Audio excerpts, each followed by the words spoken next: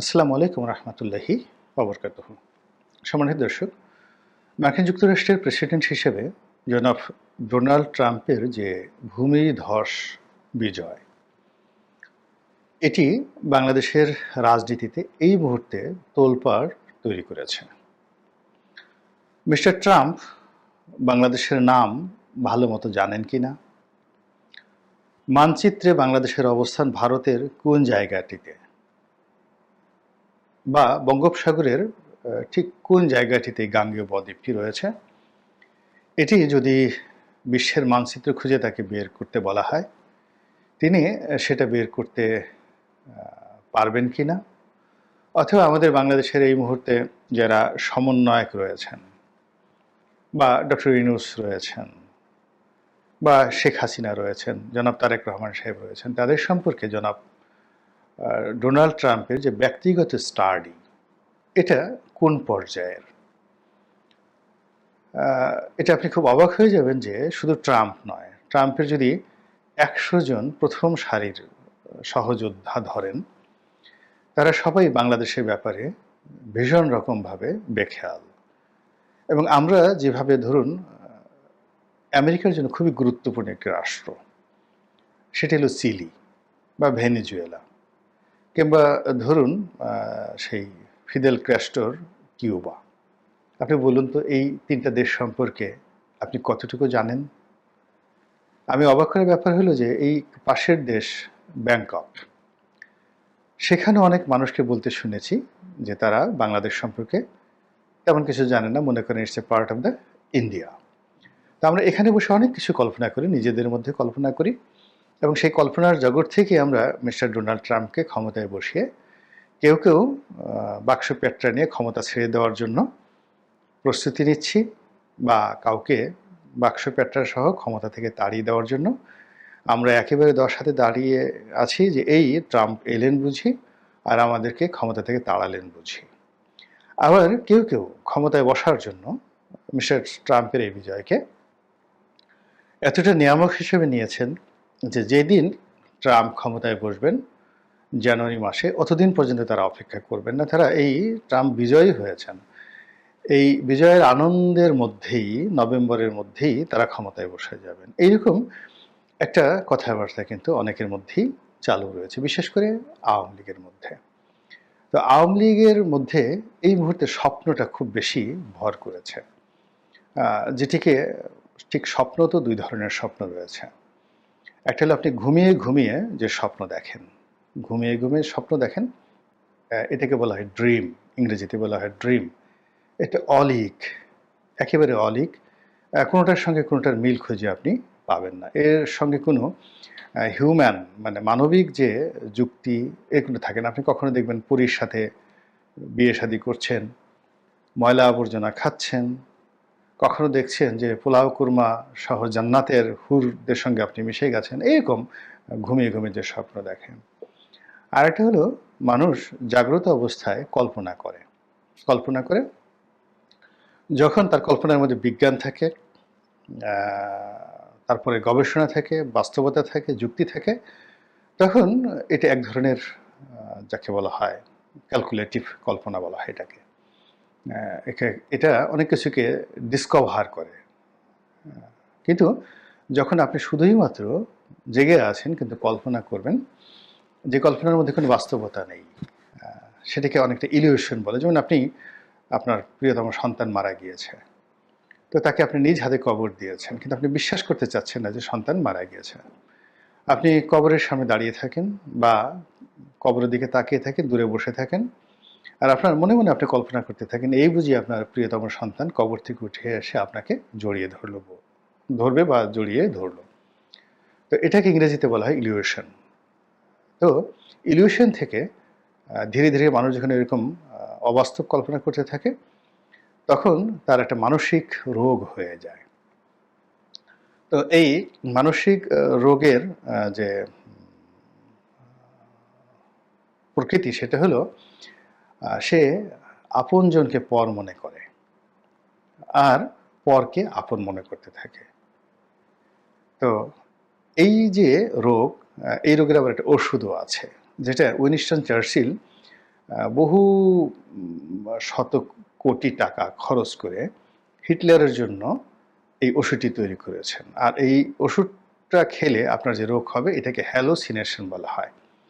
মানে হ্যালোইন মানে হ্যালোসিনেশন আর হ্যালোইন এর মধ্যে অনেক পার্থক্য আছে। এনিওয়ে, হ্যালোসিনেশন রোগের লক্ষণ হলো আপনি আপনার আশেপাশে যারা আপনজন আপনাকে উপকার করতে আসে তাদেরকে শত্রু মনে করবেন, আর শত্রুদেরকে আপনি মিত্র মনে করবেন। তো এই মুহূর্তে ডোনাল্ড ট্রাম্পকে নিয়ে আমরা যদি অবাস্তব কল্পনা করতে থাকি, সেটা ভয়ের জায়গা হোক বা আশার জায়গা হোক, এটা আমাদেরকে ধীরে ধীরে হ্যালোসিনেশনের দিকে নিয়ে যাবে। আর এই কারণেই মূলত নির্মম এবং নিষ্ঠুর হলেও আমি কিছু বাস্তব কথা বলতে চাচ্ছি। প্রথমত, যে ডোনাল্ড ট্রাম্পের এই নির্বাচনের ফলে আওয়ামী লীগের জন্য বাস্তবে যাকে বলা হয় উপকার হবে বা নীতিগত আমেরিকার যে কোনো সিদ্ধান্ত আসবে, এটি 1%ও না, 1%ও না।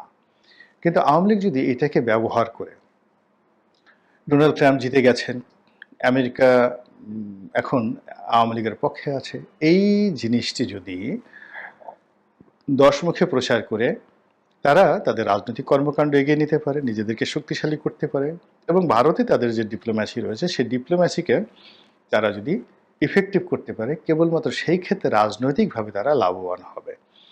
কিন্তু আমেরিকা যদি কারো পক্ষ হয়ে কোনো কিছু করার তাদের যে রাষ্ট্রনৈতিক বা রাজনৈতিক সদিচ্ছা থাকতো, তাহলে তারা ডক্টর মোহাম্মদ ইউনূসের জন্য শেখ হাসিনাকে অনেক আগেই বাংলাদেশ থেকে বন্দী করে নিয়ে যেতেন।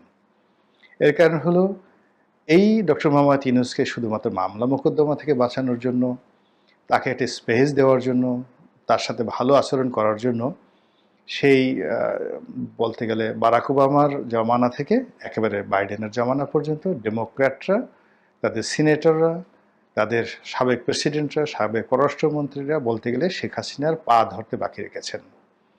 তারা ওয়াশিংটন পোস্টে বিশাল করে বিজ্ঞাপন দিয়েছেন, বারাক ওবামা সহ সবাই।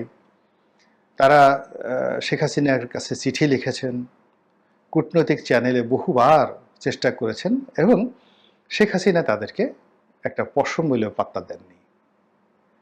তো আমেরিকা যদি তার প্রোটোকল ভাঙতেন, বা এখন ডোনাল্ড ট্রাম্পের কাছে তারা যে জিনিসটা আশা করছেন ঠিক তেমন কাজ যদি আমেরিকা করত, তাহলে তো অনেক আগেই বাংলাদেশে সৈন্য সমাবেশ ঘটতো এবং ডক্টর মোহাম্মদ ইউনূসকে সেই 2016-17 সনে বাংলাদেশের রাষ্ট্র ক্ষমতায় বসিয়ে দিত আমেরিকা। কিন্তু আমেরিকা আসলে সেই কাজগুলো কখনোই কারোর জন্য করে না। তারা শুধুমাত্র রাজনীতি করে নিজেদের ব্যবসার জন্য, রাজনীতি করে নিজেদের সামরিক প্রভুত্ব বজায় রাখার জন্য, এবং আপনি তাদের মধ্যপ্রাচ্য নীতি থেকে অন্য যে জায়গাগুলোতে তারা যুদ্ধে জড়িয়েছে, এখানেও দেখবেন যে একটা বিশাল বাণিজ্যিক লাভ তাদের রয়েছে। আফগানিস্তানে তারা যত ট্রিলিয়ন ডলার তারা এখানে লস করেছে, তার চেয়ে বেশি পরিমাণ টাকা তারা কিন্তু এখান থেকে লাভ করে নিয়ে গেছে, সেটা ভিন্ন একটা প্রসঙ্গ। মধ্যপ্রাচ্য একই অবস্থা। তো বাংলাদেশের যে ভৌগোলিক অবস্থান, এখানে আসলে যুদ্ধ করা, দ্বন্দ্ব সংঘাতে জড়ানো, এটাকে নিয়ে মাতামাতি করে এই ঘটনা কখনোই তারা করেনি। ইভেন আপনি দেখেন লিবিয়াতে, কিন্তু তারা দেখেন পুরো বিষয়টা থেকে, লিবিয়া থেকে যেখানে এত বড় তেলের খনি, তারা নিজেদেরকে সরিয়ে নিয়েছে। সিরিয়ার অভ্যন্তরীণ বিষয় তারা জড়ানোর চেষ্টা করেছে, ইয়ামেনে জড়ানোর চেষ্টা করেছে। যখন দেখেছে যে না, তাদের জন্য সেটা ফ্রুটফুল অ্যান্ড ভায়াবল হচ্ছে না, তখন তারা কিন্তু সেখান থেকে নিজেদেরকে সরিয়ে এনেছে। ঘাঁটি আছে কৌশলগত কারণে, কিন্তু সিরিয়ার অভ্যন্তরীণ ব্যাপারে আর এখন তারা কিন্তু নাক গলাচ্ছে না। তো বাংলাদেশের জন্য মিস্টার ডোনাল্ড ট্রাম্প বাংলাদেশে আসবেন বা দিল্লিতে এসে শেখ হাসিনার সঙ্গে সাক্ষাৎ করবেন, তারপরে আওয়ামী লীগকে ক্ষমতায় বসানোর জন্য ওইরকম একটা চেষ্টা করবেন, এটা মানে বস্তুগতভাবে এটা সম্ভব নয়। তবে অবস্তুগতভাবে অনেক কিছুই সম্ভব। যেমন আপনি আমাদের দেশে দেখুন, অনেক লোক শেখ হাসিনার সাথে হয়তো জীবনে একবার দেখা হয়েছে, বা শেখ হাসিনার সঙ্গে তার একটা সেলফি তোলা আছে, এটা দিয়ে শত শত কোটি টাকা বাণিজ্য করেছে এই বাংলাদেশে অনেক লোক। শেখ হাসিনা হয়তো চিনেনও না। আবার তারেক রহমান সাহেবের সঙ্গে কোনোদিন হয়তো টেলিফোনে কথা বলেছেন, তারপরে তারেক রহমান সাহেবের সাথে একটা ছবি আছে। এটাকে কেন্দ্র করে অনেক লোক এখনও ব্যবসা করছেন, আগেও ব্যবসা করেছেন।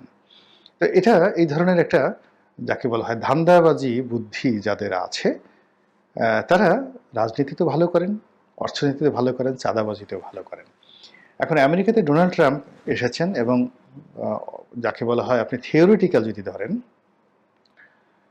ডোনাল্ড ট্রাম্পের সঙ্গে ডক্টর ইউনূসের দহরম মহরম সম্পর্ক নেই। যেটি আমরা শুনতে পাচ্ছি সেটি হলো তার সঙ্গে তার সম্পর্কটা অনেকটা দাকুমড়া সম্পর্ক, সেই সম্পর্ক ভালো নয়। দ্বিতীয়ত, যারা ডেমোক্র্যাটদেরকে পছন্দ করে, রিপাবলিকানরা তাদেরকে অপছন্দ করে। ফলে এটাকে আওয়ামী লীগ কতটা মার্কেটিং করতে পারবে ইউরোপে, আমেরিকাতে, ভারতে এবং বাংলাদেশে, এটার উপর তাদের সফলতা নির্ভর করবে। 2 নম্বর হলো যে এখানে বাংলাদেশের এই যে রাজনৈতিক পট পরিবর্তন, এই রাজনৈতিক পট পরিবর্তনে সবচেয়ে বেশি ক্ষতিগ্রস্ত হয়েছে ভারত। এখন ভারত শেখ হাসিনাকে আশ্রয় দিয়েছে বটে, তবে শেখ হাসিনার জন্য কোনো অবস্থাতেই তারা বাংলাদেশের সঙ্গে সামগ্রিক সম্পর্ক নষ্ট করবে না। অতীতেও শেখ হাসিনাকে এবং বঙ্গবন্ধু হত্যাকাণ্ডের পর অনেক আওয়ামী লীগ নেতাদেরকে কিন্তু ভারত আশ্রয় দিয়েছিল, কিন্তু তা সত্ত্বেও তারা শহীদ প্রেসিডেন্ট জিয়াউর রহমান সাহেবের সঙ্গে কিন্তু চমৎকার একটা সম্পর্ক গড়ে তুলেছিল। এখন যেহেতু একটা অন্তর্বর্তীকালীন সরকার, এই সরকারের যে কার্যকাল, তারপরে এই সরকারের যে মেয়াদ, এটা কতদিন হয় ভারত এখন পর্যন্ত বুঝতে পারছে না। যদি 1 বছর সময় নেয় এই সরকার, কোনো অবস্থাতেই ভারত এই সরকারের সাথে সম্পর্কে আসবে না।